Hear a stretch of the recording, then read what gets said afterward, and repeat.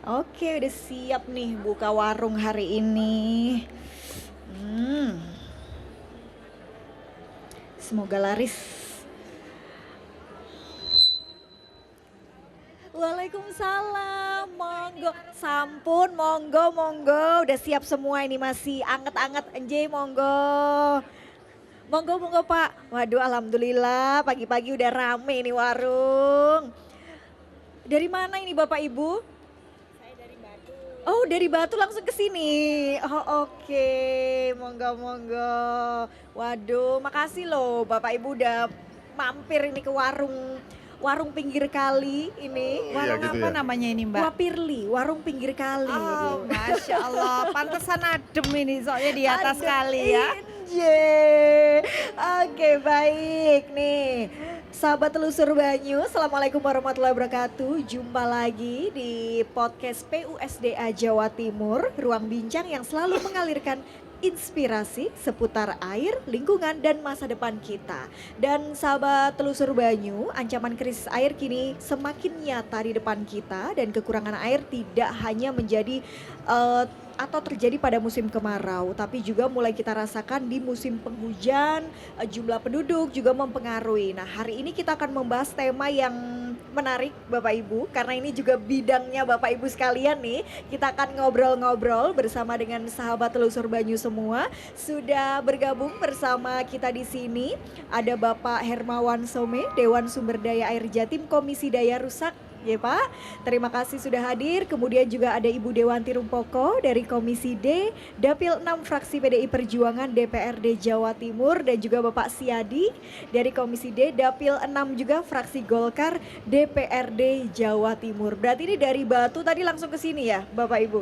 Dari Batu, dari Malang. Dari Malang, oke siap. Nah hari ini kita akan membahas terkait dengan pentingnya pendidikan air usia dini Bapak Ibu, karena melihat hari ini ancaman krisis air sudah di depan mata, kemudian harus ada langkah-langkah preventif atau mungkin kebiasaan yang kita bangun di masyarakat supaya ya pengelolaan air ini bisa optimal begitu dan bersama-sama kita lakukan. Nah, sebelum itu mau pesan apa? Saya sampai lupa nih nawarin. Mau pesan apa minumnya? Pagi-pagi ini enak ngopi kayaknya Kopi, saya. eh? Ngopi ya. Kopi, jenengan? Pak Siadi. Kopi Iya. tanpa gula satu sama kopi yang biasa dua. Oke. Supaya ngobrolnya ini enak. Oke. Siap. Nih. Terima kasih. Ini ada gulanya? Oh, Ibu, siap. Oh, ye. Nanti kalau mau nambah lagi boleh, tinggal request saja Bapak Ibu. Makasih ya. Oke, nah terkait dengan obrolan kita, gorengannya juga boleh sambil disambi Bapak Ibu. Terkait dengan krisis air yang menjadi ancaman nyata dan bukan sekedar isu di masa depan, mungkin dari PUSDA bisa dijelaskan dulu Pak, kenapa kemudian hari ini menjadi concern bersama ancaman krisis air ini di depan mata kita? Gitu. Iya, kalau kita ngelihat kan sekarang satu contoh misalnya mata air kita ini sudah jauh berkurang. Beberapa titik misalnya ada riset misalnya teman-teman beberapa teman menemukan misalnya di Batu misalnya, kebetulan kan dapilnya daerah Batu semua. Ya. Itu kalau dulu misalnya mata airnya bisa sampai 110, nah sekarang udah berkurang bisa sampai 50, jadi berkurang 40 sampai 60%. Terus kemudian sebagian besar sungai-sungai kita kan tercemar. Ada data misalnya dari data teman-teman Kementerian Lingkungan Hidup misalnya, itu dari 2000 sungai yang diperiksa ternyata yang tidak tercemar hanya 2,19%.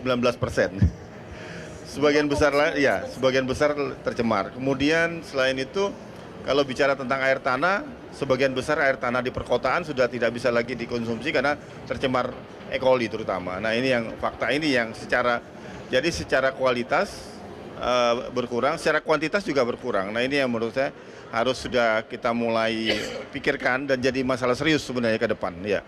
Oke, tapi persoalan air ini kan kenapa ini ya kekurangan air bisa terjadi tidak hanya pada musim kemarau saja Pak, tetapi juga pada musim penghujan kadang kita kesulitan air bersih. Iya, karena sekarang kan ada perubahan iklim. Oke. Pemanasan global ini menyebabkan iklim dan cuaca kita jadi berubah.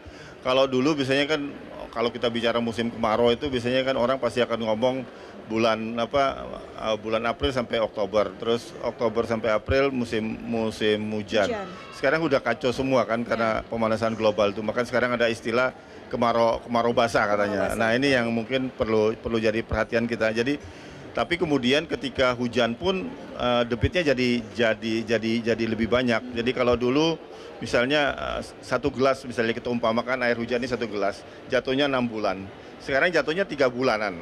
Makanya jadi jangan kaget kemudian ada beberapa titik kemudian misalnya kita lihat kasus banjir di Bali kemarin dan Denpasar itu curah hujannya sangat tinggi karena memang airnya yang tadinya jatuhnya butuh waktu proses lama tiba-tiba langsung jatuh dalam bersamaan. Nah, kondisinya semakin parah lagi ketika kemudian ada kerusakan di lingkungan. Jadi ada kerusakan di lingkungan, perubahan tata guna lahan, terus macam-macam sehingga yang airnya tadinya harusnya masuk ke dalam atau kemudian disimpan di pohon-pohon ini langsung jadi air permukaan. Kemudian sungainya menyempit, banyak bangunan-bangunan tepi sungai, banyak sampah, kemudian sedimentasi di sungai tinggi, akibatnya sungai ini cari jalan, cari yang rendah. Begitu ada rumah, ditabraklah rumah, ada pemukiman, ditabraklah pemukiman. Jadinya kondisinya seperti itu. Itu yang mungkin perlu jadi pemikiran kita ke depan harus lebih serius dipikirin hal itu ya. Mumpung juga ada anggota-anggota DPR kita itu yang sangat ya, penting. nanti bisa Karena kita butuh diskusikan. kebijakan, Betul. butuh hal-hal yang kemudian bisa membuat Jawa Timur ini jadi semakin lebih baik. Gitu. Nah, Bu Dewanti dan juga Pak Siadi, sebelum kita membahas soal kebijakan lebih jauh terkait dengan pengelolaan air, kalau di Batu sendiri kondisi air bersihnya seperti apa, Bu Dewanti? Iya, karena di Batu ini Dataran tinggi ya? dataran tinggi, kemudian banyak sumber air. Oke. Jadi alhamdulillah walaupun musim kemarau kami tidak kekurangan air. Walaupun ada daerah-daerah yang tidak juga mendapat aliran air. Nah, untuk itu harus betul-betul di sini pemerintah dalam hal ini dalam PDAM-nya harus bisa mendistribusikan dengan merata. Walaupun itu tidak mudah karena di Batu ini selain daerah pertanian, pengelola air itu ada 2. Jadi dulu sebelum ada PDAM ada yang namanya HIPAM. Jadi yang mengelola itu perangkat-perangkat desa, jadi lembaga desa.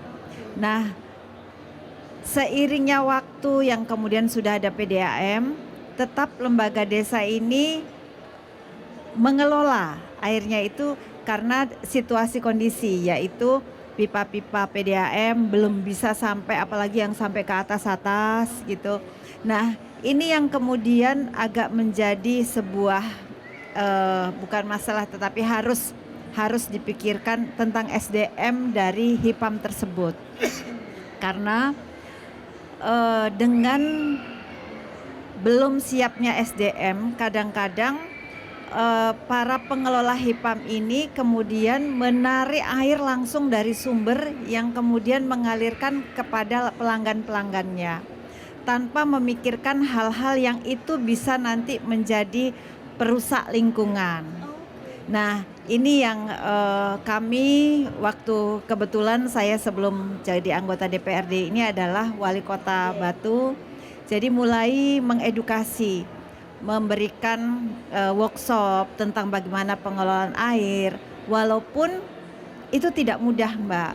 Karena terus terang pengelola HIPAM ini orangnya sudah sepo-sepo, sudah memang dari dulu itu pekerjaannya itu yang dirasa apa yang dilakukan itu ya sudah semestinya begitu, benar. Padahal ada hal-hal yang sebaiknya tidak dilakukan agar air ini terus bisa berkelanjutan sampai ke anak cucu kita tanpa habis-habisnya. Ini yang betul-betul pemerintah harus hadir di situ untuk tidak lelah mengedukasi. Nah, itu dia. Jadi kalau soal ketersediaan ini melimpah begitu ya, hanya saja tadi pengelolaannya harus ada catatan tertentu. Kalau di Dapil Pak Siadi sendiri di Malang khususnya apa Pak problematika yang terjadi terkait dengan pengelolaan air bersih ini? Terima kasih Mbak. Saya tertarik dengan topik hari ini. Saya mulai berangkat dari rumah sampai menuju sini. Yang mencari topik ini kira-kira siapa sih Mbak? Dari Mbak. PUSD. Ya disampaikan Mbak topiknya tadi Mbak. Oke, topik kita hari ini terkait dengan saatnya pendidikan air usia dini dimulai. SDA ini luar biasa Mbak memang. Jadi kita berbicara topik terkait dengan usia dini untuk memanfaatkan air sesuai ini. Dan dibicarakan di warung pinggir kali gitu loh Mbak.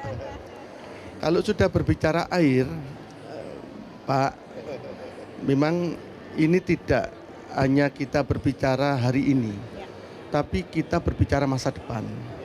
Karena begitu pentingnya air, di beberapa tempat sempat terjadi persoalan karena langkanya air, kesulitannya air. Sampai dunia itu loh Mbak membuat salah satu kebijakan menghargai, menghormati air yang yang diperingati setiap tanggal 22 Maret kalau nggak salah, hari air dunia. Makanya kalau ini nanti kita mencoba untuk melakukan edukasi terhadap anak usia dini, Pak, itu salah satu langkah atau terobosan yang strategis. Saya mencoba untuk berbicara di daerah saya Mbak. Budewanti ini Batu itu memang ya panjenengan tahu sendiri, udaranya dingin, di sana banyak pegunungan, airnya pasti melimpah. Di Kabupaten Malang, wilayah selatan Bapak, ini setiap musim kemarau itu pasti di sana air ini ibaratnya sesuatu yang menjadi persoalan serius, langka. Tapi kalau wilayah Malang Utara, Pak, tengah utara, itu tempatnya sumber memang. 15 tahun yang lalu, saya masih di DPRD Kabupaten Malang, Pak. Sumber air yang ada di Kabupaten Malang ini terdata kurang lebih 640-an. 15 tahun yang lalu, Pak. Yang dikelola PDAM itu ada kurang lebih 66 mata air sumber Pak. Yang lainnya itu ada yang dikelola oleh masyarakat dalam bentuk HIPAM. Ada masyarakat yang mengelola dalam bentuk HIPAM. Tapi hari ini Pak, dari 640 ya hanya kurang lebih 300-an lah Pak yang tersisa. Banyak sumber yang mati. Matinya sumber itu ternyata apa yang disampaikan Bapak tadi ini nyambung. Banyak hal yang melatari sumber mata air kita ini akhirnya mati. Yang pertama, lingkungan yang ada di sekitar itu Pak, sudah banyak yang gundul Pak. Karena lingkungannya gundul, otomatis tidak ada yang bisa menyimpan air yang mana pada saat musim hujan itu airnya los. Nah, padahal air itu kan salah satu besarnya sumber karena banyaknya pepohonan di sekitar. Kalau kita ingin mengembalikan itu, tidak ada lain pilihannya Pak, ya mau nggak mau penanaman kembali ini menjadi program kita bersama. Maka dari itu saya Pak nanti mohon dapatnya dikomunikasikan dengan pimpinan SDA agar supaya penanaman kembali itu menjadi prioritas Pak. Saat ini kan sudah mulai musim penghujan nih Pak. Di wilayah utara Pak, 15-20 tahun yang lalu yang namanya Pak hutan itu masih kelihatan pohonnya. Tapi hari ini sudah kelihatan jagung sama pisang, pohon, itu yang terjadi. Maka solusinya tidak ada lagi kecuali itu. Yang kedua, di wilayah utara ini memang airnya melimpah Bapak. Tapi kadangkala kita ini kurang bisa apa ya Pak, menjaga air yang ada itu seakan-akan karena airnya melimpah, ya penggunaan air seenaknya.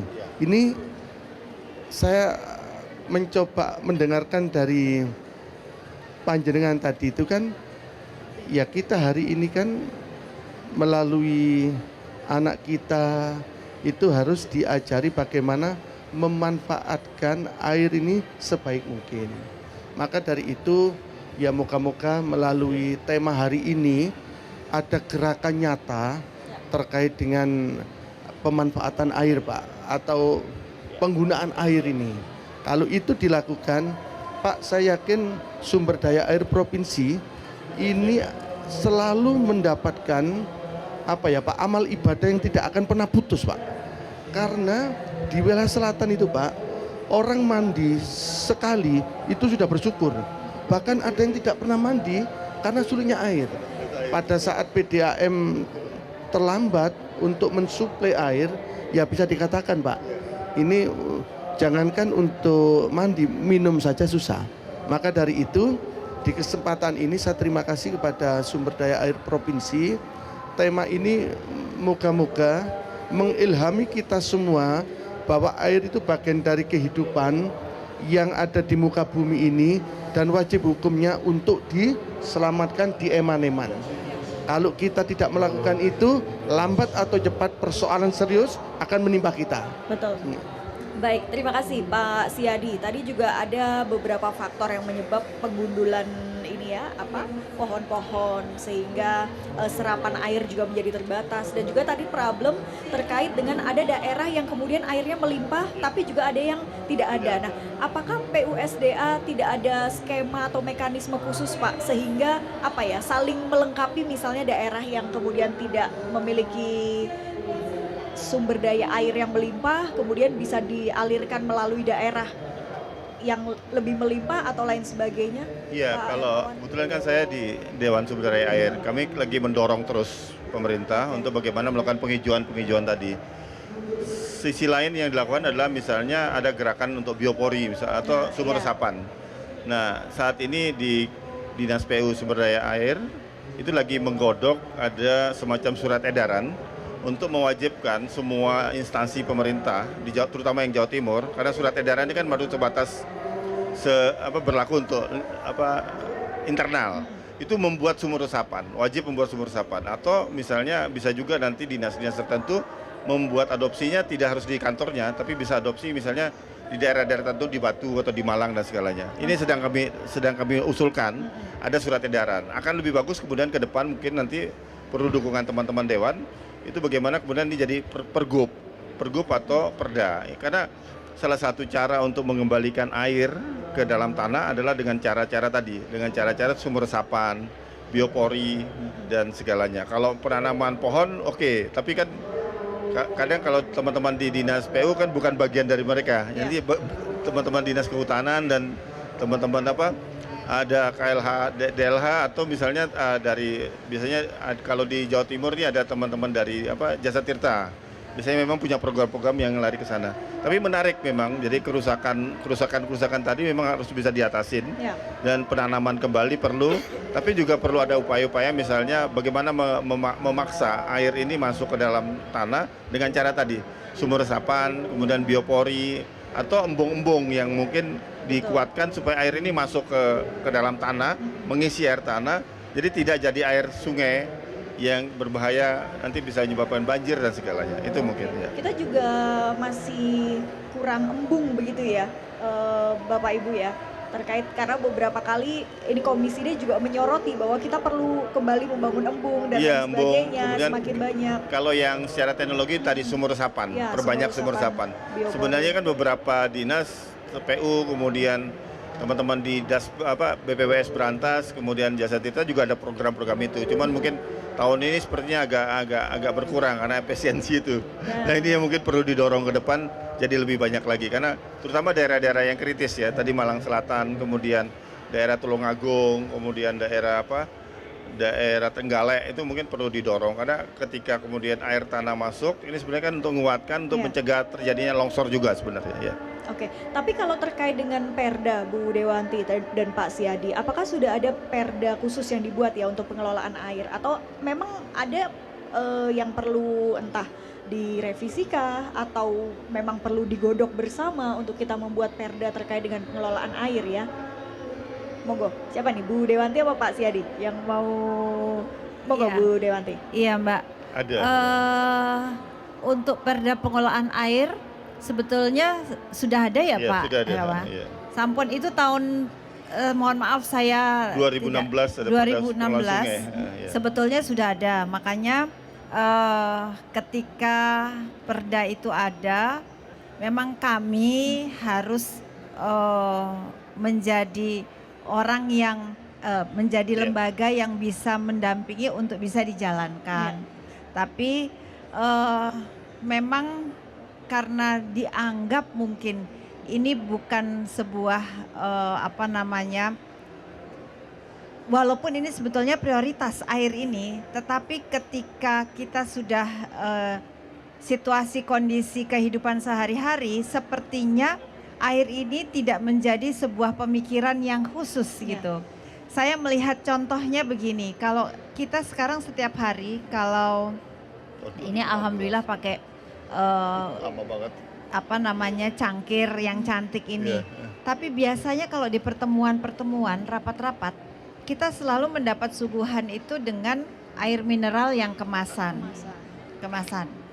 Itu ada yang cup, ada yang botol. Saya selalu melihat ketika di rapat selesai, itu banyak sekali air mineral itu tidak habis diminum sisa. dan ditinggalkan. Itu sesuatu perilaku kita sehari-hari yang dianggap biasa, tidak masalah.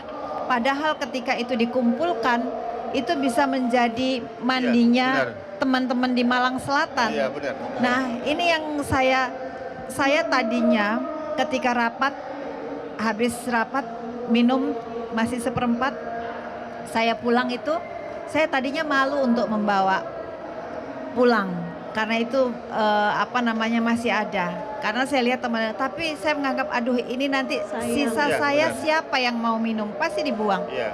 Jadi saya ya untung ada tas, saya masukkan tas biar ini, karena saya sayang untuk membuang itu. Nah, hal-hal kecil yang seperti inilah yang mungkin di perda itu sampai hal seperti Belum itu ada. tidak diatur Nah, iya. secara global aja, secara garis besar. Tetapi mari kita yang sudah paham bahwa air ini adalah kebutuhan pokok yang paling sangat mendasar, urgent. Itu kemudian menghargai setetes air itu sangat berharga. Ini yang belum, karena Indonesia melimpah ruah, jadi kita akhirnya menganggap sepele itu. Jadi mari kita yang sudah paham ini terus menyadarkan, mengedukasi. Nah, terutama anak-anak kita supaya dia kalau mandi airnya sewaktu sabunan itu ditutup, waktu sikat gigi, waktu gosok gigi, waktu airnya kerannya ditutup, tidak terus mengalir sehingga itu menjadikan pemborosan. Hal-hal kecil seperti itu. Betul. Yang kadang kita sepelekan gitu ya Bu, tapi ternyata tuh penting benar. gitu ya Pak Jadi Hermawan. 1 liter air Ya. air kemasan itu sebenarnya untuk membuatnya mulai dari kemasan sampai proses itu 5 kalinya. Berarti 5 proses. kalau misalnya kita menyisakan seperempat, berarti kali 5, berarti sama dengan kita membuang itu. Oke. Jadi sangat boros kalau Iya, kita kemudian. Nah, makanya sebenarnya cara yang paling praktis kan ini, Ini ya membawa bawa tumbler. Nah, ini yang jadi kalau yang sudah terbiasa pasti akan merasain. Sekarang kan sudah mulai banyak nih di beberapa fasilitas umum, Ya. di stasiun kereta, di Ada bandara. tap water ya. Jadi kita tinggal ngisi aja kan. Nah, ini yang mungkin perlu didorong. Betul. Karena sebenarnya kan ini bagian dari bagaimana kemudian menghemat air sebenarnya. Itu yang paling penting sebenarnya ya. Betul betul. Ya. Dan juga mengurangi limbah sampah plastik Ya, dan sebagainya itu kan itu. juga Ya. penting. Ya. Dan juga tadi sempat disinggung terkait dengan edukasi pada akhirnya menjadi penting. Mungkin Pak Siadi melalui Perda sudah ada sebetulnya. Tapi apa kemudian siapa tahu memang ini perlu ada penambahan terkait dengan misalnya dari sisi edukasi dan lain sebagainya Pak Siadi. Terima kasih Mbak. Sebenarnya kita ini kalau sudah berbicara masalah air, masalah tadi beliau jenengan sempat nyampaikan masalah sampah, kita ini nggak kekurangan aturan. Gitu ya Pak. Perdanya ada, sampah kalau nggak salah perdanya 922, terus air juga sudah ada. Tapi kenapa semua perangkat aturan itu lengkap, tapi kok masih seperti ini saja? Mbak, barangkali begini, perlu ada perubahan paradigma terkait dengan itu. Ya. Yang sifatnya seremonial sudah saatnya harus dikurangi itu. Saya tertarik dengan yang disampaikan beliau. Kalau beliau tadi Mbak berpendapat ini kalau dilaksanakan akan nyata dampaknya terkait dengan sumur resapan. Memperbanyak sumur resapan itu salah satu pilihan hari ini yang harus dilakukan oleh pemerintah provinsi. Karena begitu musim hujan, air itu kan lewat begitu saja. Karena sudah ada kejenuhan tanah kita, sehingga tidak bisa meresap. Nah, yang bisa dilakukan adalah beliau tadi nyarankan harus ada sumur resapan. Yang namanya bikin sumur resapan, alatnya itu murah Mbak. Alatnya murah.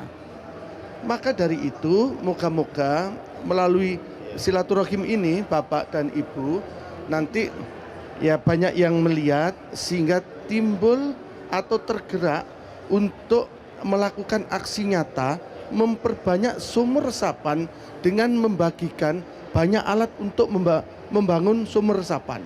Sumur resapan itu Mbak, alatnya itu sederhana.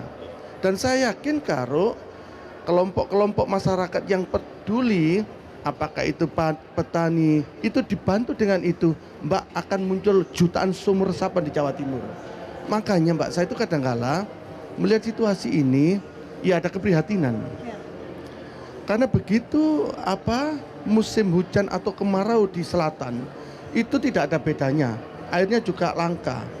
Kalau mau menjadikan air laut, Mbak, sebagai air minum, itu membutuhkan biaya besar. Proses industrinya. Karena di sana memang Mbak, wilayah selatan ini tempatnya laut.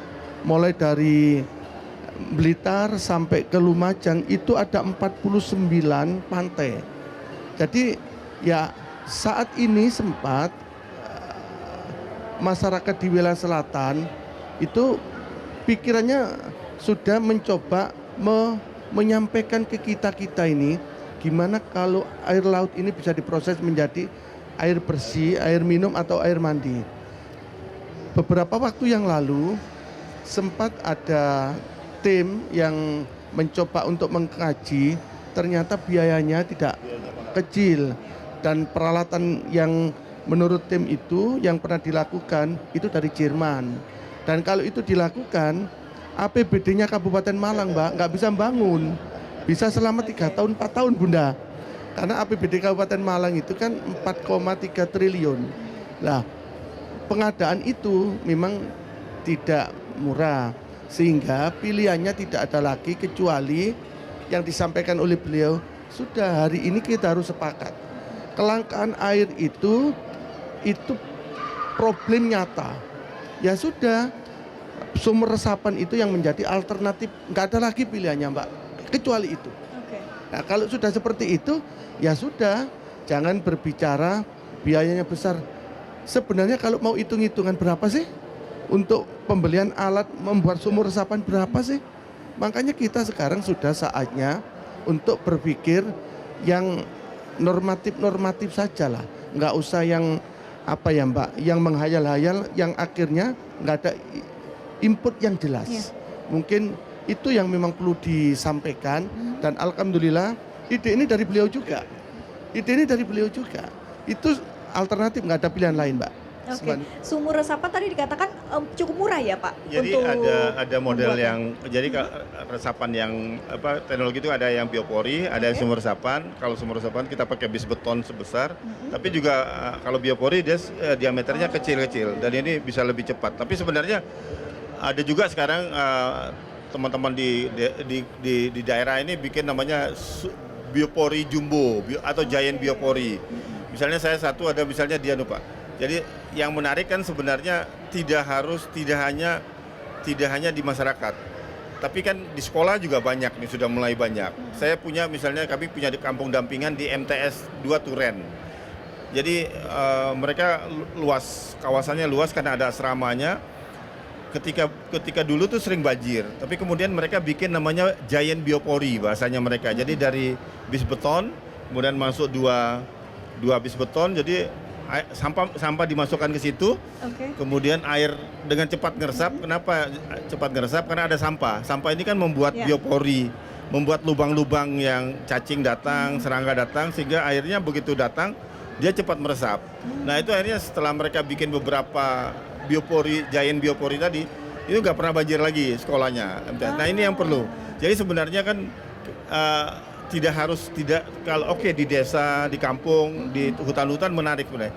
Nah kalau kita bicara tentang pendidikan usia dini, sebenarnya ada program menarik sebenarnya di sekolah, yaitu sekolah adiwiyata, sekolah berbudaya lingkungan. Jadi kalau sekolah berbudaya lingkungan itu tidak hanya program, jadi mereka wajib mengolah sampah, kemudian mereka wajib membuat menanam pohon di sekolahnya.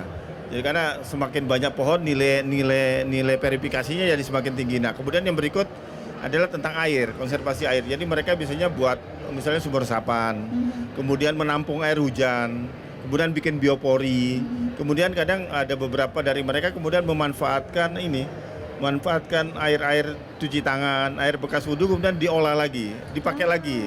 Nah ini yang mungkin, jadi tidak hanya kemudian membuat air itu masuk ke dalam tanah, tapi juga bagaimana kemudian air yang kita pakai ini bisa dipakai lagi.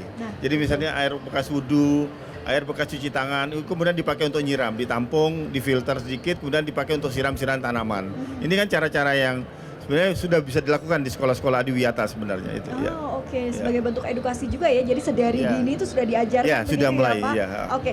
Nanti kita akan bahas lebih jauh terkait dengan tema kita yang luar biasa ini, pendidikan air usia dini. Bapak Ibu monggo loh, kalau mau dionjok. Ya Bapak Ibu, kalau ngobrol soal air ini memang nggak akan ada habisnya ya, karena ini kebutuhan dasar yang akan mungkin selamanya kita butuhkan. Tadi Pak Hermawan menyebutkan bahwa biopori ini harus kemudian digalakan terus gitu ya. Artinya ini kan masyarakat bisa bikin sendiri kan Pak? Bisa bikin sendiri. Dan biasanya kalau pengalaman kami, justru muncul inovasi yang menarik dari masyarakat. Biasanya kan kalau biasanya kan ada yang pakai diameternya pakai pipa yang 3 dim itu hanya 15 cm. Kadang muncul misalnya mereka pakai bekasnya kaleng cat misalnya, bekas kaleng cat, jadi agak besar dia. Kemudian muncul lagi yang pakai biopori jumbo tadi, pakai yang bis beton tadi. Jadi artinya memang ketika kita menyampaikan ke masyarakat, ini masyarakat biasanya muncul inovasi-inovasi yang kreatif. Ini luar biasa sebenarnya. Saya ngelihat banyak misalnya di daerah Malang sekitarnya itu, Malang, Kabupaten Malang, kebetulan kami ada dampingan beberapa sekolah adiwiyata di sana. Itu menarik mereka. Jadi mereka muncul inovasi-inovasi sendiri. Mereka nampung air hujan misalnya. Air hujannya kemudian dipakai untuk budidaya lele atau kolam-kolam untuk misalnya dia pakai untuk lele, untuk nila dan segalanya. Jadi ini kan sesuatu yang kemudian bisa mengajarin anak bahwa sebenarnya bagaimana kita melakukan penghematan air, bagaimana memanfaatkan secara maksimal sumber daya air yang ada sebenarnya karena itu. Itu di sekolah-sekolah adiwiyata tadi ya. Jadi sekolah-sekolah adiwiyata. Jadi mungkin ke depan perlu misalnya, mohon maaf teman-teman dewan di DPRD provinsi misalnya mendorong, ini memang agak menurun nih yang SMA. Karena kan ada beda kewenangan nih. Kalau SD sama PAUD, TK, SD kan kewenangannya di kota. Jadi kita biasanya mendorong bupati sama wali kotanya. Tapi ketika bicara SMA, ini kadang kasihan teman-teman SMA ini, kewenangannya di provinsi, tapi posisi mereka kadang di kota atau di kabupaten. Nah, kadang beberapa kabupaten kota ini ngomongnya, loh itu kan kewenangannya provinsi. Jadi agak susah ini masuk. Tapi ada beberapa kabupaten, kalau misalnya pengalaman kami dengan teman-teman daerah Kabupaten Malang atau Kota Batu, mereka bantu ketika ada SMA yang mau maju adiwiyata, mereka support. Tapi beberapa daerah yang misalnya kayak beberapa daerah yang Jawa Timur, itu ada beberapa yang bingung. Kami takut jadi temuan BPK karena yang kami support adalah SMA. Padahal ini sebenarnya program untuk pendidikan edukasi tentang air ini harus masuk ke sekolah. Jadi kan tidak hanya berhenti dari SD, SMP, tapi harus berlanjut ke SMA supaya mereka jadi pembiasaan. Ketika mereka nanti sudah dewasa, jadi pembiasaan. Saya ada pengalaman misalnya teman-teman adiwiyata yang dari SD, SMP sudah terbiasa bawa tumbler, terus makan dihabiskan, terus bawa kotak makan sendiri. Ini ketika mereka sudah kuliah sampai ke luar negeri, mereka berterima kasih sekali. Beruntung dulu pernah jadi bagian dari sekolah adiwiyata, sehingga mereka paham bahwa ini bagian dari penghematan. Jadi ketika mereka keluar negeri, wah udah biasa nih kami, udah nggak perlu bingung lagi karena udah terbiasa. Nah ini yang mungkin perlu ke depan bagaimana mendorong sekolah-sekolah di Jawa Timur ini menjadi sekolah adiwiyata. Dan gubernur hampir tiap tahun mendapat penghargaan karena sekolah adiwiyata terbanyak di Indonesia pasti dari Jawa Timur. Ini yang menarik sebenarnya, ya. Tapi juga masih perlu ada dorongan untuk mungkin semakin memperbanyak begitu ya, Bu Dewanti, Pak Siadi juga terkait dengan sekolah-sekolah adiwiyata tadi, khususnya SMA yang menjadi kewenangan provinsi. Tapi selama melakukan pengawasan terkait dengan pengelolaan air di Komisi D, ada nggak Bu Dewanti atau Pak Siadi catatan-catatan yang ini nih sebetulnya akar permasalahan kita, sehingga kemudian soal air ini menjadi problematika yang tidak ada habisnya gitu. Silakan. Iya, Mbak, sebelum saya menjawab, Pak Hermawan, terima kasih sudah diberi masukan. Pak Siadi, PR kita untuk memberikan informasi kepada Komisi E bahwa SMK, SMA itu harus didorong untuk sekolah adiwiyatanya. Terima kasih Bapak. Sebetulnya kalau yang Mbak tanyakan tadi, masalahnya itu sudah kita ketahui bersama. Itu sudah menjadi masalah ya karena kita pohon ditebangi kemudian tidak diganti, masalah sampah yang kita tidak mengelola dengan baik yang akhirnya bisa menghambat aliran sungai yang kemudian jadi masalah dan lain sebagainya. Tetapi itu tadi seperti katanya Pak Siadi, semua aturan, semua itu sudah ada. Tapi bagaimana kita menjalankan dengan sadar dan tahu bahwa itu adalah untuk kebutuhan sendiri, itu yang kita masih kurang menjalankan dengan baik.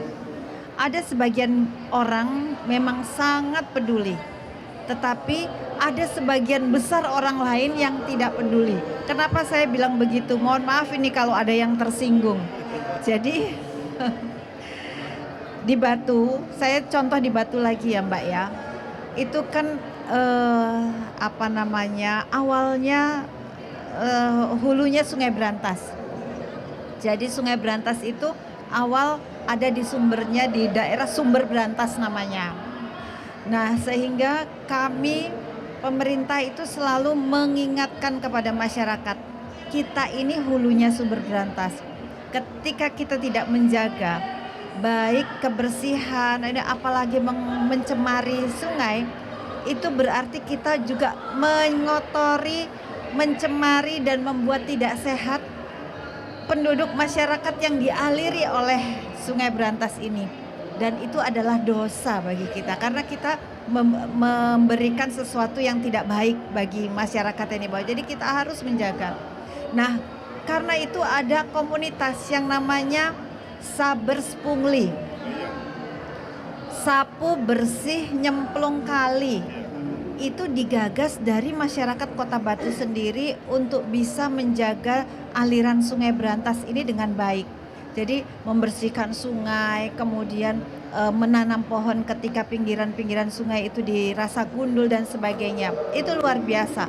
Setiap minggu mereka bergerak dan itu atas gotong royong sendiri tanpa bantuan pemerintah. Pemerintah membantu mobil truk untuk mengangkut sampah, membantu, tapi yang lainnya mereka.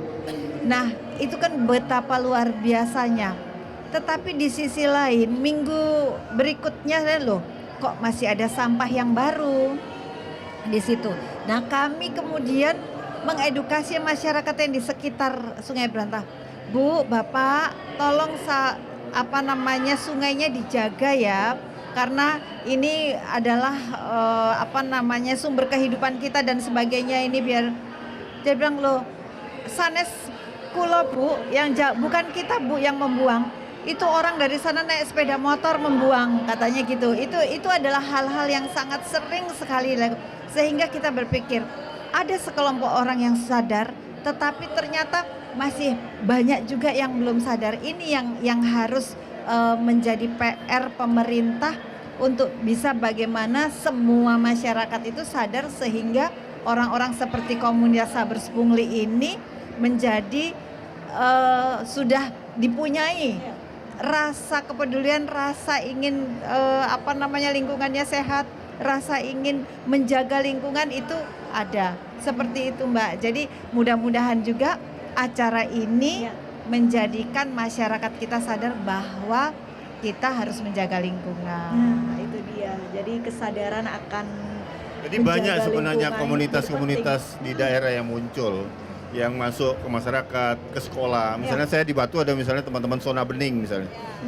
Mereka masuk edukasi ke sekolah-sekolah, bagaimana tentang air, bagaimana tentang pencemaran air, bagaimana menjaga air dan hemat dan jadi di Kabupaten Malang juga banyak teman-teman yang jadi sebenarnya ada. Nah ini yang sebenarnya harus didorong dan dipegang oleh teman-teman pemerintah maupun DPR untuk bagaimana kemudian mereka masuk bisa masif kegiatan-kegiatan mereka sebenarnya. Kita tidak kekurangan orang yang peduli terhadap lingkungan, tapi juga masih ada mungkin oknum-oknum atau orang-orang yang kurang peduli itu tapi tadi. sekarang lebih banyak yang peduli sih, Mas. Ya? Sudah semakin tingkat ininya semakin. Tapi juga kan katanya kalau yang tidak peduli satu aja itu kan dampaknya juga besar sekali. Nah, betul, ini yang dia. jadi semakin banyak orang yang peduli sekarang dan kita bisa melihat di Kabupaten Malang banyak muncul teman-teman komunitas misalnya ada teman-teman di daerah sekitar Sendang Biru, mereka sekarang lagi bikin membambukan jadi bahasa mereka itu membambukan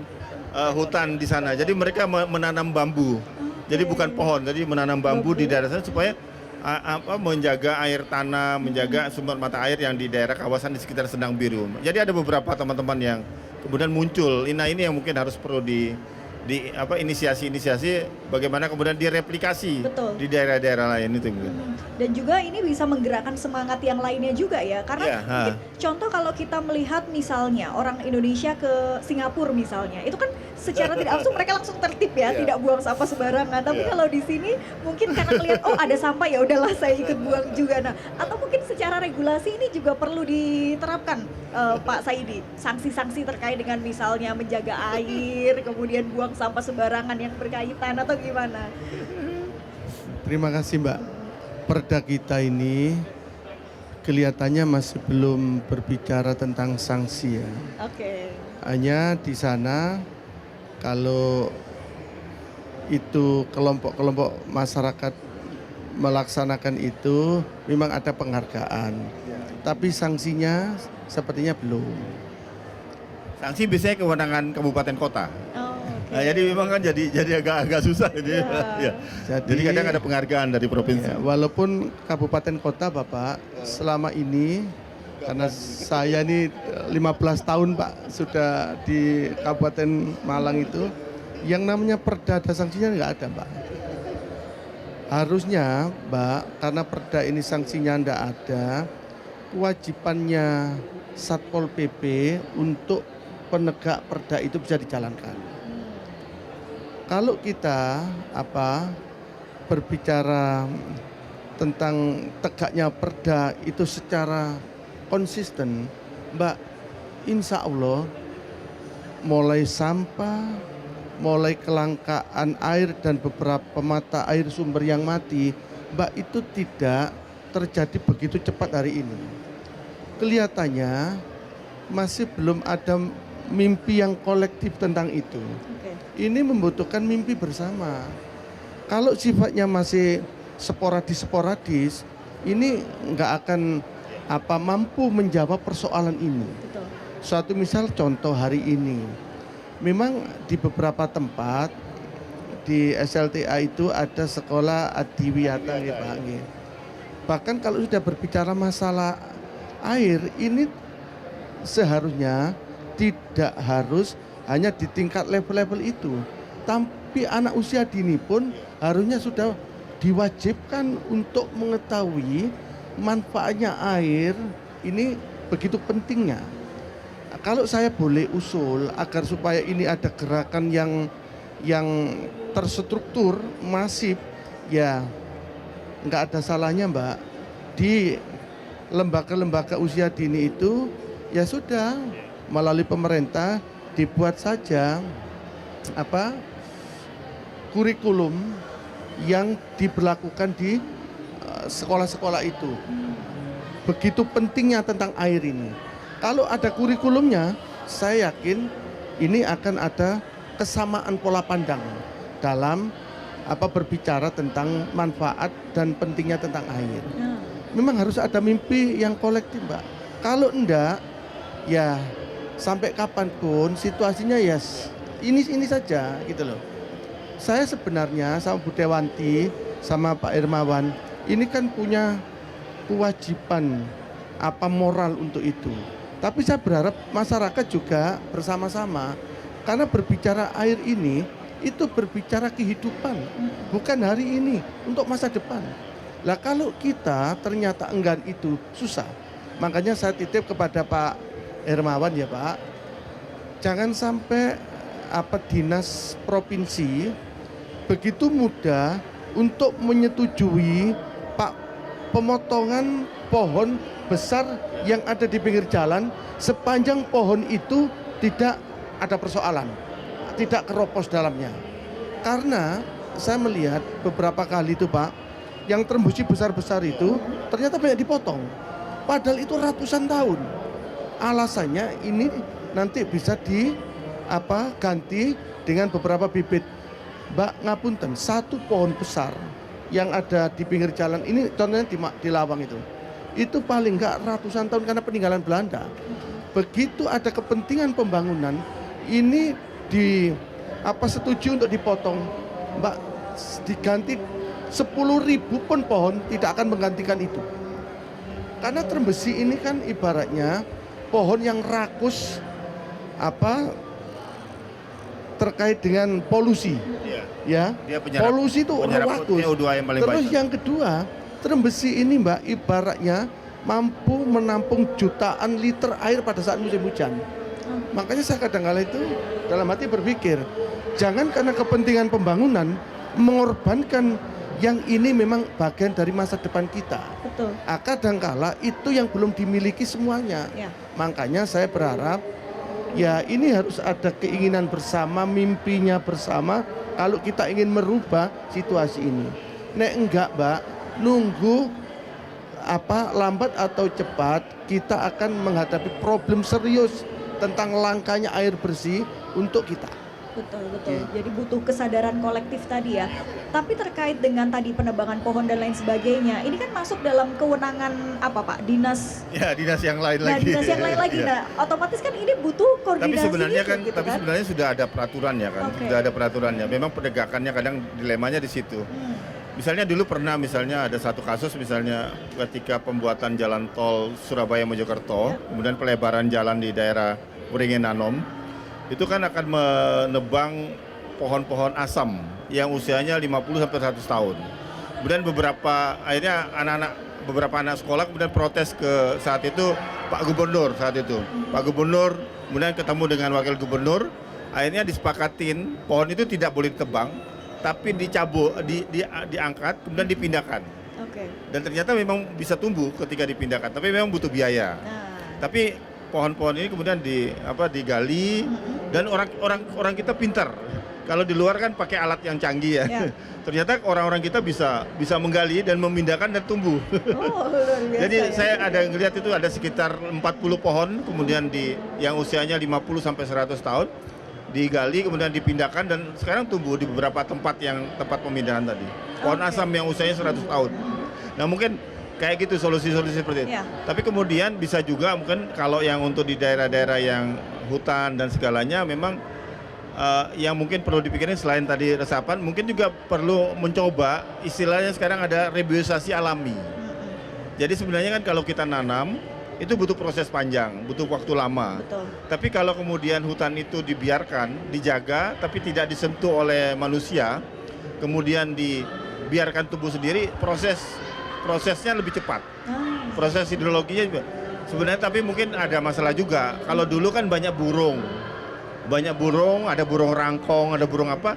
Sebenarnya kan mereka ini kan petani hutan. Betul. Mereka yang menebar. Jadi misalnya dia makan buah di mana, terus dia terbang pindah di mana, kemudian mohon maaf dia buang kotorannya di tempat lain, di kotorannya ada biji dan itu menyebabkan tumbuh. Nah ini kadang ada keterkaitan sebenarnya, kita nggak pernah sadar bahwa burung, Betul. bahwa hewan itu monyet dan segalanya kan sebenarnya mereka tanda petik adalah petani hutan. Mereka yang menyebarkan bibit-bibit ini kemudian bisa tumbuh di mana. Nah oke, kalau sekarang misalnya jumlah satuannya agak berkurang, mungkin kita bisa dibiarkan aja hutan itu dijaga, jangan sampai diganggu. Karena kan kalau kadang kan gini, diganggu ditanamin jagung, ditanamin pisang, tanaman-tanaman semusim yang sebenarnya fungsi hidrologisnya nggak bagus. Ini yang mungkin perlu dilakukan sebenarnya. Ya. Dan juga artinya perlu kerja kolaborasi, sinergi antar ini ya OPD begitu. Benar. Nah kalau Bu Dewanti sendiri melihat ini ya dalam fungsi pengawasannya, kemudian melihat sinergi antar kemitraan atau antar OPD yang kaitannya dengan lingkungan, air dan lain sebagainya, sejauh ini sudah seperti apa? Begini Mbak, memang di dalam satu pemerintahan itu yang terdiri dari beberapa dinas, itu kolaborasi dan koordinasi itu satu hal yang penting. Walaupun pada kenyataannya ternyata mengkolaborasikan dan mengkoordinasikan satu dinas dengan dinas yang lain itu tidak mudah. Nah, ini juga yang membutuhkan satu kepemimpinan yang punya ketegasan, power, dan akhirnya bisa diikuti oleh dinas-dinas yang saling berkaitan untuk berkoordinasi. Kami sangat prihatin ketika ada dinas yang tidak mau peduli dengan dinas yang lain, yang itu adalah sebuah hubungan yang sangat harmonis yang akhirnya bisa menjadikan sebuah program masyarakat yang sangat bermanfaat. Nah, itu tugas kami untuk bisa mengawal, untuk bisa mengevaluasi. Mudah-mudahan ini nanti kami juga akan menyampaikan kepada LH agar hal-hal seperti ini, agar akhirnya lingkungan itu menjadi ekosistem yang bagus. Jadi kemudian ekosistem ini bisa menghidupi orang-orang yang hidup di situ, makhluk-makhluk yang hidup di situ.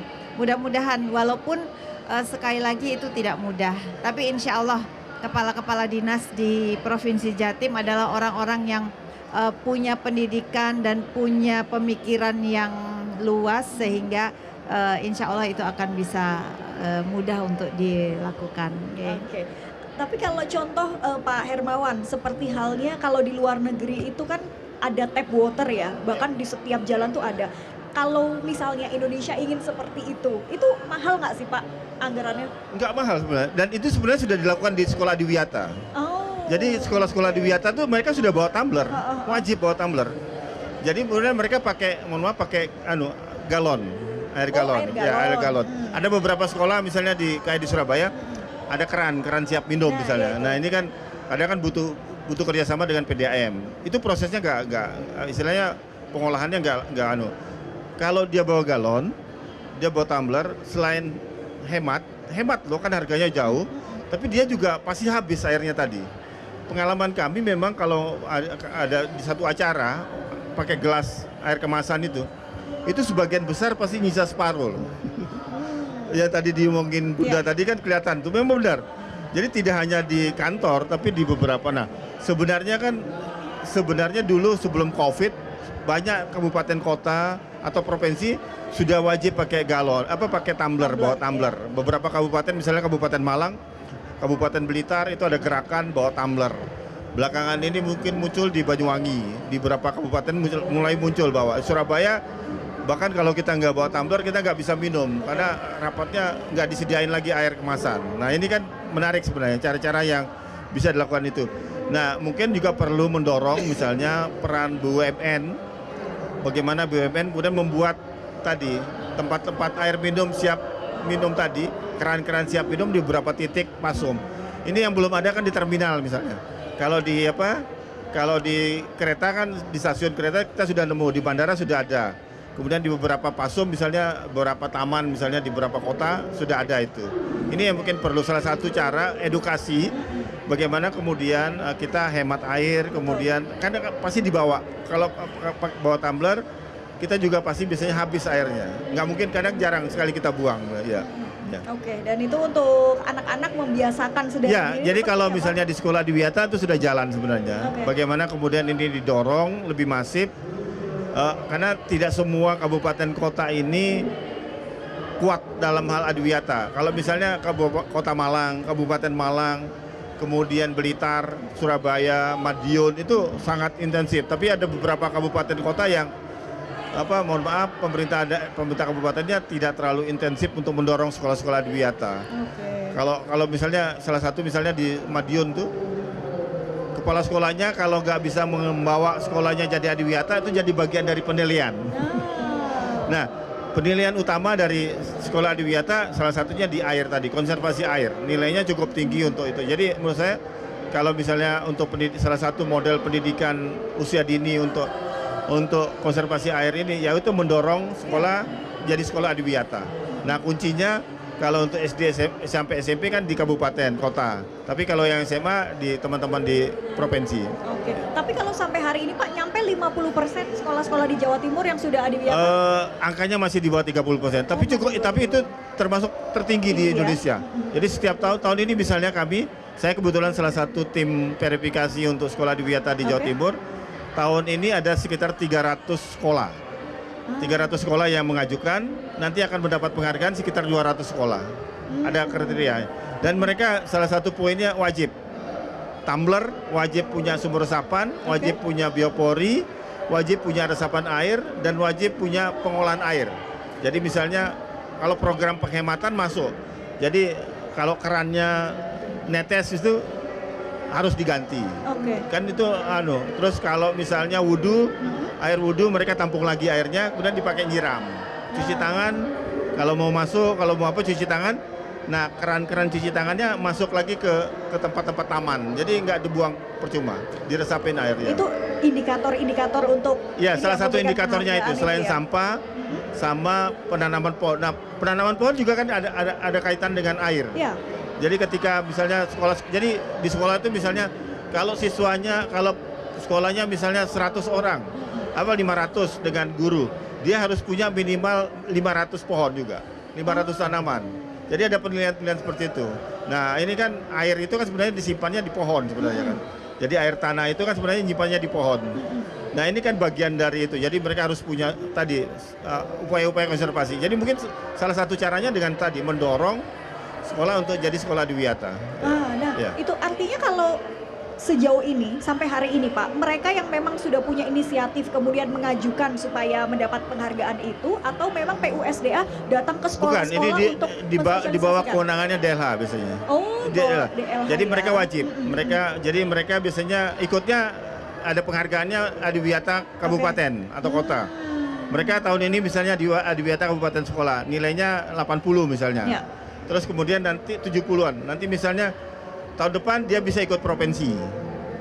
Nilainya harus meningkat lagi, inovasinya harus meningkat lagi. Terus tahun berikutnya mereka bisa ikut nasional. Oke. Kemudian setelah nasional mereka ikut mandiri, dan ketika mandiri mereka harus punya minimal 2 sekolah dampingan. Jadi misalnya kayak di Kabupaten Malang kami pernah mendampingin MTS 2 Turen, dan mereka punya dampingan SMP 1 Turen. Nah, salah satu kalau mereka berbicara tentang air, salah satu yang menarik di Kabupaten Malang itu kan Bonpring. Ya, Bonpring. Jadi dia punya danau, punya yang dari sungai ya. Kemudian di situ ada ratusan jenis bambu yang kemudian jadi anak-anak bisa menyaksikan bagaimana air keluar dari tebing mata air. Nah, itu kan bagian dari edukasi yang ke depan. Jadi sebenarnya di Jawa Timur ini banyak tempat-tempat yang bisa dipakai untuk edukasi tadi. Iya. Kalau misalnya daerah sekitar Batu, saya tahu misalnya ada di daerah Pujon misalnya. Daerah Pujon itu kan banyak mata air yang kayak air terjun gitu kan. Sebenarnya itu kan bagian dari cara kita bagaimana mengajak anak-anak untuk belajar bahwa air itu sangat penting untuk kita. Oke, oke, oke. Wah, jadi semoga ini semakin banyak lagi ya Pak. Jadi lebih Iya, dari jadi 20% lah target. tiap tahun 300-an sekolah Oh. kami menilai, dan makanya Gubernur Jawa Timur tiap tahun pasti dapat penghargaan provinsi terbanyak yang mendapat penghargaan Sekolah Adiwiyata Nasional. Oke, baik. Wah, luar biasa. Oke, artinya ini kan tidak hanya secara individu mereka mendapatkan dampaknya secara langsung Benar, ya Pak. iya. Tapi kalau secara lingkungan sendiri, apa kemudian yang signifikan? Jadi Sekolah Adiwiyata ini kalau sudah levelnya nasional, kemudian dia mandiri, dia harus punya dampingan kampung, Oke. dampingan lingkungan sekitarnya, bisa desa, bisa kelurahan. Kemudian ini yang jadi mereka mengkampanyekan tentang gerakan konservasi air, gerakan pengolahan sampah itu di masyarakat sekitarnya. Jadi ada penilaian bahwa nanti tim verifikasinya datang ke kampungnya, ke kampung lokasi yang mereka dampingin, atau ke sekolah lain. Ke sekolah lain, jadi minimal punya 2 sekolah minimal. Kalau dulu sempat 10, sekarang 2 sekolah. Nah ini yang bisa dilakukan. Nah kalau dampak keluar, biasanya mereka ada yang kemudian bikin komunitas-komunitas tadi. Sekarang kan ada bikin startup, banyak yang dari kader-kader Adiwiyata ini bikin startup pengolahan sampah. Yang air ada beberapa. Nah, kalau di Surabaya misalnya ada lomba Pangeran Putri Lingkungan. Nah, jadi mereka kemudian punya proyek-proyek, individu punya proyek. Misalnya proyeknya itu proyek yang tidak di sekolah tapi di kampung, di tempat tinggalnya, atau dia punya misalnya mengolah sampah makanan pakai maggot misalnya. Kemudian menanam pohon mangrove di pantai misalnya. Mereka punya proyek-proyek itu. Nah, ini yang sebenarnya bisa jadi bagian ada di masyarakat kita, ada di Jawa Timur, dan ini sebenarnya bagaimana kemudian ini bisa direplikasi di kabupaten kota lain sehingga bisa lebih masif sebenarnya. Nah, kalau di wilayah Batu sendiri Bu, banyak nggak masyarakat atau anak-anak teman-teman muda yang seperti itu? Ya, sebetulnya di setiap sekolah itu ada putri dan putra lingkungan gitu. Yang kemudian memang secara materi mereka khusus diberikan informasi yang lengkap, baik mengenai penghijauan, mengenai pengolahan sampah, mengenai pengolahan air, yang itu betul-betul ada guru yang mendampingi, yang menjadikan anak tersebut memang paham secara utuh. Nah kemudian karena biasanya anak-anak itu sangat mudah memahami dan mau melakukan ketika peer group, jadi temannya sendiri yang melakukan, bukan diinstruksikan oleh orang tua dan gurunya. Biasanya itu didengar telinga kanan masuk telinga kanan, keluar telinga kiri. Jadi sekolah-sekolah punya itu putra dan putri lingkungan yang akhirnya itu bisa mengedukasi teman-temannya. Nah ini yang memang salah satu hal yang sangat baik dilakukan untuk bisa menyadarkan dan memahamkan anak-anak dari sejak dini bagaimana menjaga lingkungan dan kemudian bisa menjadikan lingkungan itu asri dan menjaga kehidupan di sana termasuk air yang ada di dalamnya. Demikian gitu Mbak. Kalau di Malang sendiri Pak Saidi, karakteristik anak-anaknya apakah juga banyak komunitas-komunitas yang berisikan teman-teman muda yang suka menjaga lingkungan gitu? Batu kabupaten kota ini sebenarnya yang nggak ada bedanya. Oke. Makanya berbicara kabupaten kota Batu itu kan teman-teman menyebut Malang Raya. Oke. Hampir Mbak, karakter kelompok-kelompok pemudanya maupun masyarakatnya sama. Apa yang ada di Kota Batu, insya Allah itu juga ada di wilayah Kabupaten Malang. Salah satu contoh real, beberapa waktu yang lalu, itu ada penghutanan kembali yang ada di wilayah Gedangan, Malang Selatan. Karena pada saat itu memang hutannya nggak kelihatan, yang kelihatan adalah hanya gunung gundul.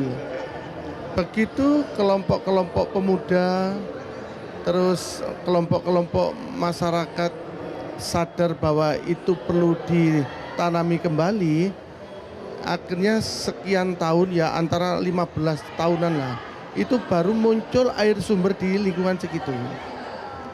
Maka dari itu, apa yang disampaikan oleh Pak Hermawan tadi, kalau sekolah adiwiyata ini dijadikan proyek yang serius, ini kan bagian dari pendidikan ya Mbak. Harapannya selanjutnya anak-anak ini mencintai lingkungan. Karena apapun yang dilakukan dalam bentuk penanaman kembali, itu di beberapa tempat memang ada wujud nyatanya, muncul air sumber. Yang kedua di wilayah Lawang Timur Bapak. Lawang Timur. Di daerah Mendek sana itu Mbak, yang namanya gunung itu sudah kelihatan batunya. Akhirnya melalui lembaga kelompok hutan, oleh petani-petani ini, ternyata semangatnya luar biasa. Urunan sendiri, bantingan sendiri, beli bibit mauni. Dan alhamdulillah hari ini di sana sudah rimbun. Otomatis juga dampak ikutannya luar biasa. Yang awalnya itu di sana mendengarkan suara burung itu langka. Hari ini sudah bisa dijadikan hiburan. Ada salah satu air terjun yang di tempat itu awalnya itu nggak berfungsi. Hari ini mulai keluar. Tapi waktunya ya antara 20 tahun waktu itu. Saya mengikuti betul.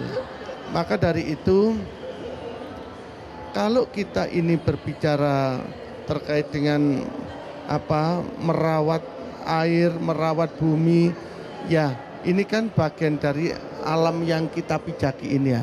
Ya memang harus semuanya punya kepedulian. Maksud saya, kalau bumi kita itu asri, otomatis lingkungan kita itu jadi bersih. Dan itu juga membantu kesehatan kita. Kalau ternyata sampahnya berserakan, baunya kesana kemari, itu juga mengganggu kesehatan kita. Tidak ada lagi kecuali diperbanyak pohon, karena pohon ini bisa meredam panas yang ada ini Mbak. Kalau sudah seperti itu, musim hujan bisa menyerap air, saat kemarau dilepas ke tanah, sehingga sumbernya nggak mati. Nah, itu dia. Tapi sejauh ini Pak Hermawan dengan berbagai upaya yang dilakukan, kemudian pendidikan anak usia dini terkait dengan air, ada nggak kendala-kendala atau tantangan yang kemudian dihadapi gitu? Ya memang yang sering jadi masalah kan kerja lintas sektoral tadi kan. Oh oke. Misalnya sebenarnya kan ada program pembibitan. Kalau kita tanya ke BPDAS, itu ada bibit, bisa minta bibit berapa aja. Tapi tidak semua orang paham itu, tidak semua tahu akses itu. Nah ini yang jadi masalah kan. Padahal ada, jadi BPDAS itu misalnya nyediain sampai 2 juta pohon. Bisa kita minta, bisa beberapa, nah yang paham dia datang minta bawa kendaraan sendiri ngambil. Tapi kan banyak yang belum paham ini. Nah ini yang kadang teman-teman PT Jasa Tirta, misalnya Perum Jasa Tirta, mereka punya program penghijauan kembali.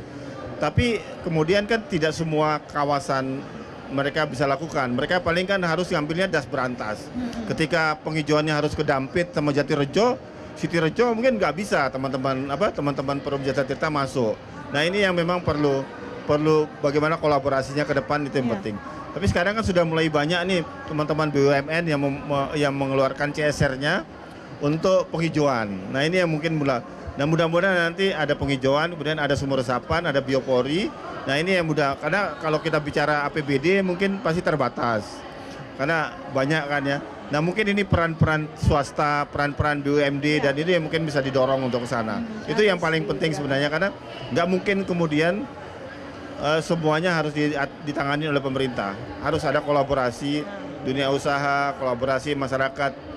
Saya rasa kan biasanya kalau bikin biopori misalnya, oke, pemerintah bantu alatnya, BUMN bantu tutupnya, tenaganya misalnya dari masyarakat. Ini kan jadi sesuatu yang menarik sebenarnya. Oke, tapi kalau soal anggaran nih Pak, mumpung ada anggota Dewan, gimana terkait dengan pengelolaan air? Apakah memang sebetulnya sudah cukup? Atau Kalau bicara cukup nggak cukup pasti nggak akan cukup. Tapi kadang-kadang memang ada, tapi ada beberapa yang bisa jadi prioritas kan katanya. Kan karena ini yang menarik sebenarnya. Tapi sebenarnya kan yang bisa dilakukan tadi manfaatkan CSR-nya perusahaan-perusahaan, kemudian atau swadaya masyarakat. Saya rasa masyarakat pasti mau kok. Pasti Betul. mereka, karena ketika lingkungan mereka terjaga, mereka pasti suka. Ketika mereka misalnya dibagiin bibit pohon, Ya. pasti mereka mau nanam dan ngerawat. Sebenarnya kan yang ini. Nah, cuman kan kadang nyari bibitnya ini di mana? Kadang banyak yang aksesnya nggak muncul. Nah, ini yang mungkin perlu dibuka akses informasinya sehingga mereka bisa Betul. dapat. Di Jawa Timur misalnya bibitnya aja di Mojokerto. Oke, teman-teman Mojokerto, Jombang gampang. Tapi kan teman-teman di Malang, waduh jauh juga nyata. Biayanya jadi mahal. Nah, ini yang jadi masalah kadang. Ya. Oke. Tadi juga terkait Bapak Ibu ada yang di Banggar? Apa terkait dengan, tapi kalau Bapak Ibu selaku Komisi D begitu ya, melihat terkait dengan pengelolaan air, berbagai mitra kerjanya, apakah memang ini perlu dioptimalkan lagi begitu soal anggaran supaya ya permasalahan bisa Jadi kan segera tidak hanya di PU Sumber Daya Air, Ya. tapi kan ada tadi keterkaitan sama DLH misalnya. Ya, Dinas Lingkungan Hidup betul. bagaimana mendorong DLH untuk mensupport sekolah-sekolah adiwiyata tadi kan. Nah itu ya. Ini Salah gimana satunya nih? itu. Kalau dari Dewan melihatnya optimalisasi Iya, itu. memang seperti katanya Pak Hermawan, soal anggaran itu pasti akan tidak pernah cukup karena satu, anggaran kan memang terbatas, Pak. Apalagi di situasi kondisi efisiensi ini ya, Pak ya. Tetapi apapun kita sebagai masyarakat harus bisa mengoptimalkan apa yang ada. Dan kalau dibandingkan antara APBD dengan partisipasi masyarakat, pasti akan jauh lebih besar partisipasi masyarakat ketika dihitung itu dengan nilai. Makanya kita sangat berharap pemerintah itu betul-betul memberikan suatu program terbuka yang kemudian masyarakat itu menangkap bahwa ini sangat dibutuhkan oleh masyarakat. Jadi pemerintah memberikan anggaran itu hanya sebagai stimulus yang kemudian nanti akan ditangkap dan dibuat program oleh masyarakat itu akan menjadi berlipat-lipat. Nah, ini adalah hal-hal yang harus dilakukan. Dan seperti katanya Pak Hermawan tadi, ternyata banyak sekali fasilitas bibit yang ada di dinas. Nah, itu tolong untuk bisa disampaikan secara terbuka. Sekarang eranya media sosial. Ketika umpamanya itu memang ada, di sini ada fasilitas bibit dan di sana ada yang membutuhkan, ketika itu bisa klik gitu, itu akan menjadi sebuah program yang sangat luar biasa yang akhirnya bisa membantu masyarakat. Gitu. Itu dia. Mungkin juga Pak Saidi bisa menambahkan apa Pak, catatan-catatan penting supaya pengelolaan air ini bisa semakin optimal begitu ya, dan juga pendidikan usia dini terkait dengan air juga bisa semakin masif. Mbak, sejak awal tadi kami sudah menyampaikan, jadi kalau berbicara terkait dengan pemanfaatan air, terus edukasi ke usia dini, itu memang salah satu pilihan yang paling tepat. Karena melalui kelompok-kelompok usia dini ini, ke depan kami berharap mereka akan selalu ingat bahwa pada saat mendapatkan pendidikan di usia dini tentang pentingnya air itu, sehingga mereka ke depan bisa merealisasikan yang mereka dulu dapatkan. Hanya kalau saya boleh berbicara terkait dengan ini semua, memang yang panjenengan sampaikan tadi itu nggak salah. Agar supaya ini semua menjadi gerakan yang maksimal, tidak bisa tidak kecuali memang kita butuh anggaran untuk itu. Kita punya perda yang mengatur tentang CSR. Tapi kalau kita mau jujur, saya berbicara di lingkup terkecil aja kabupaten, perdanya tentang CSR ada. Tapi beberapa perusahaan besar pada saat kita tanya tentang kewajibannya yang menjadi haknya masyarakat, itu alasannya diberikan ke daerah yang lain. Padahal mereka besar dapat rezeki dari lingkungan itu. Makanya menurut saya ini ya kurang maksimal. Sistem penganggaran yang ada hari ini Mbak di kita ini masih belum mengedepankan sesuatu yang penting dan mendesak. Kalau kita berbicara air ini kan penting dan mendesak. Tapi kadangkala kalau apa ya Mbak, paradigma yang noto anggaran ini masih itu menganggap yang nomor 2, nomor 3 pasti tidak akan dapat bantuan atau tambahan anggaran yang sesuai. Maka dari itu sistem APBD kita yang modelnya hujan gerimis ini harus dirubah sudah. Kan saat ini Mbak, yang penting semua rata, semua rasa. Itu kan nggak benar. Jadi kalau udah berbicara hari ini tentang air, harusnya diselaraskan dengan RPJMN. Karena Pak Prabowo sudah menginstruksikan terkait dengan swasembada dan ketahanan pangan. Lah kalau kita nggak ada air, bisa kita swasembada terkait dengan mempertahankan ketahanan pangan. Makanya sudah saatnya sistem APBD kita ini harus berorientasi pada program yang penting dan mendesak. Yang sifatnya hujan gerimis itu ditiadakan Mbak. Kalau kita ingin tuntas persoalan ini. Kalau masih seperti ini, sepertinya sampai kapanpun ini jadi mimpi kita saja. Ya moga-moga saya sama Bunda Dewati ini nanti setelah purna dari Indrapura ada kenang-kenangan yang memang dibutuhkan lingkungan hari ini. Itu pemerintah Kabupaten Malang fokus untuk membackup dari sisi kepentingan anggarannya. Terima kasih. Kita harapkan juga itu Pak ya. Jadi memang paling penting ada skala prioritas untuk menuntaskan berbagai permasalahan yang ada. Mungkin terakhir Pak Hermawan, harapan ke depan ini tadi juga sepertinya udah ada dukungan ya dari para anggota-anggota dewan kita di tingkat Provinsi Jatim.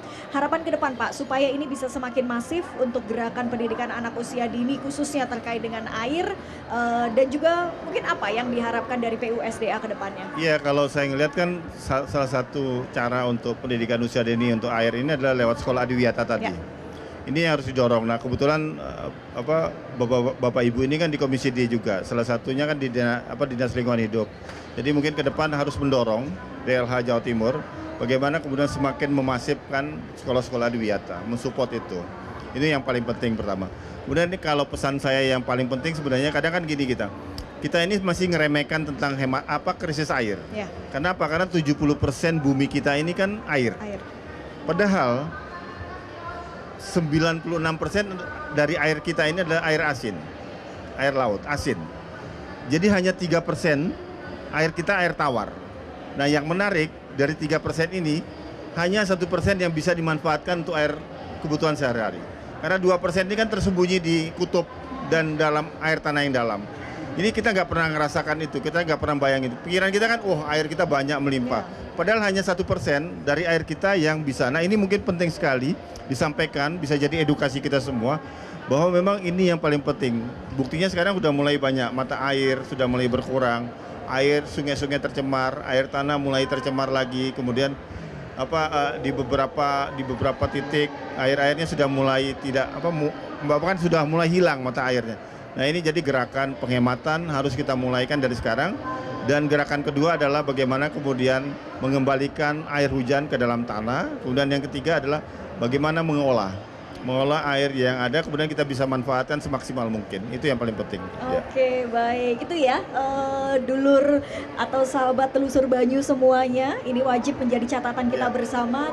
Kerja sama kita bersama untuk sama-sama kita jaga karena air ini tidak hanya hari ini saja tapi juga masa depan untuk anak cucu kita. Pak Hermawan Some, terima kasih. Dewan Sumber Daya Air Komisi Daya Rusak, Ibu Dewanti Rumpoko dari Komisi D, Dapil 6 Fraksi PDI Perjuangan DPRD Provinsi Jatim, dan Pak Siadi, terima kasih banyak dari Komisi D, Dapil 6 Fraksi Golkar DPRD Provinsi Jawa Timur. Lain waktu mampir-mampir lagi Bapak Ibu ke warung pinggir kali ini ya. Belum diincipin ini tadi.